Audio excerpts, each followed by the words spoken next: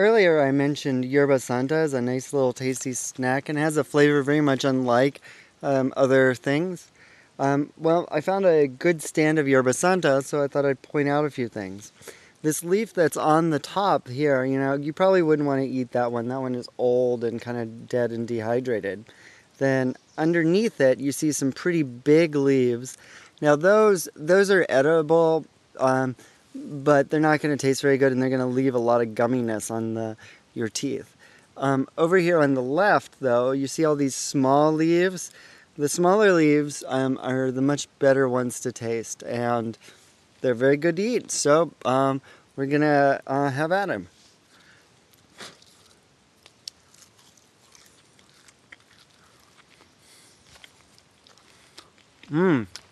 One of my favorites.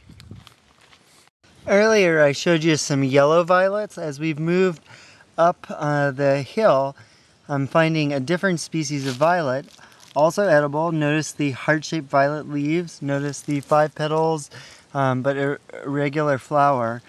So there's a bunch of these here, and because I still have some of that yerba santa flavor in my mouth, I'm going to pick a few of these flowers and snack on them because they'll have a nice sweet flavor that I can eat. It doesn't hurt the violet very much. It will, when it notices the sense that it's lost its flower, it'll make another one. And so anyway, here's my nice little nibble of violets. Pretty good. But pretty good. Kind of helps get rid of the yerba santa flavor. Found some particularly tasty pine needles here off of this one. You can see the difference in the color there, and these are really soft and springy, which tells me that they're going to taste really good. Yep, they do. I think that's some kind of spruce. Very good.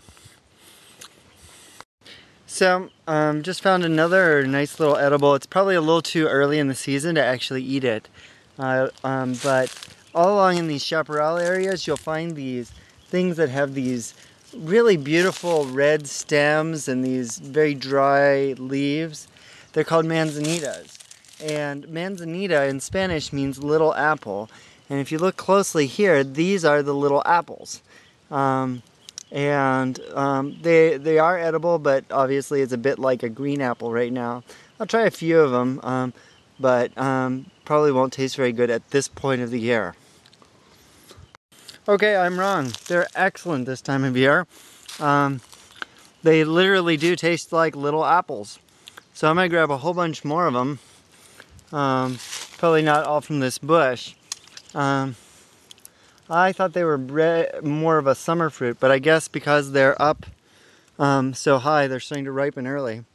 So these are the little manzanitas, little apples. Very tasty. If this were really a survival situation and I was really hungry, I could eat these, and probably be pretty terrible, but I could. Acorns actually were one of the major sources of calories for the Native Americans, and also just the wildlife that lives in this woods. They eat these, like, everyone's familiar with squirrels, but there's quite a few other animals that eat acorns. And some acorns are actually quite good, but most of the acorns, including the ones like these, have too many tannins in them to make them palatable. You can if you have a lot of water, you can you can kind of pulverize them and wash the tannins out of them, and they're not so bad. Or you can boil a powdered up bit of acorns, and they're edible after you've rinsed them, like about 3 different changes of water. But that gives you some idea of the kinds of things you can eat. I know for a fact that the acorns in this area just are not very tasty, and so I'm not going to bother opening them and trying them for you. Some of the things you want to look out for is when you're picking up acorns, you want to avoid the ones that are cracked open like this, or ones that have little holes in them where insects crawled into them, because obviously they're kind of funky on the inside. But if you can find a good cache of acorns just laying around, they are good survival food. Found another wild edible that I'd show you about. Unfortunately, this one's not in season, and it's one of my all-time favorites. One of the first ones I learned as a little kid. As you can see, these are berry bushes or brambles, and they're in bloom right now. They're in the member of the family of roses, and you can see the 5 petals and all the really interesting like stamens and pistils in there. And you know, everybody knows these. They have stickers on them and such like that. A couple months probably they'll start having a few berries on them, and that'll be really nice. Right now I guess you could eat the leaves a little bit and boil them in tea. It's supposed to have some medicinal benefit. Unfortunately, about an hour and a half ago I ran out of water. I should have been paying closer attention to my water stocks, and so I haven't had any water for about an hour and a half. And so I haven't come across any stream crossings, and unfortunately I'm at the top of a hill where there really isn't any good water.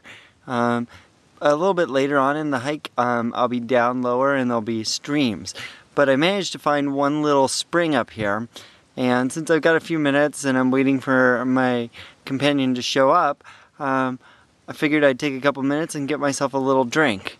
Now, this is a tiny little trickle of water here. It's really not much of anything, but I figure with one of my gel wrappers and a leaf, I can fill up this old gel wrapper and get some water out of this little trickle. So stick that in there, and here we go.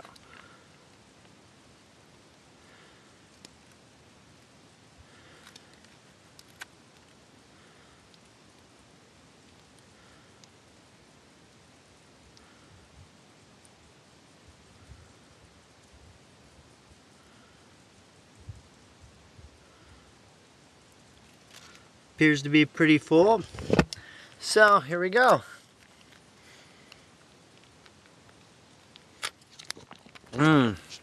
Pretty good. And since I know that I can see the origin of the spring a couple feet away, I know it came out of the hillside, and it's not very likely to be polluted, so I'm not worried about disinfecting it or anything in this particular spot. So I finally found some water. And this looks like some good clear water, complete with some water striders going around on the surface. So what I'm going to do is I'm going to just tank up here. I have my little Camelback bladder there, and I've got my my Myox water purifier rather than a pump. It's lighter weight, although I found it a bit challenging to use at times. As I was digging into the water, I discovered there's a little salamander in there, and so it must be a reasonably fresh pond, because salamanders are particularly sensitive to bad water. It's been quite a while since I had lunch, so I'm starting to get a little bit hungry, and I've been eating like miscellaneous violets and little bits and pieces of things like mints along the way. It's been pretty good, and I'm not too terribly hungry, because I have been nibbling all along. Anyway, one thing that I forgot to bring up at other little sections is that you have to be prepared for the tastes of wild foods. They really are different than what you're used to eating. The thing that people have asked me a lot, like, what does it taste like? And sometimes you can give a fair approximation of that, because it tastes like something else. Like the manzanitas tasted like little apples. On the other hand, a lot of things don't taste like anything else. They taste like themselves. And so you have to be prepared for remarkably different flavors. And you have to accept the fact that things are not going to taste like things that you've already had. So once you've sort of accepted that, and you just accept the fact that the flavor is going to be really different, then you just open yourself up to new experiences.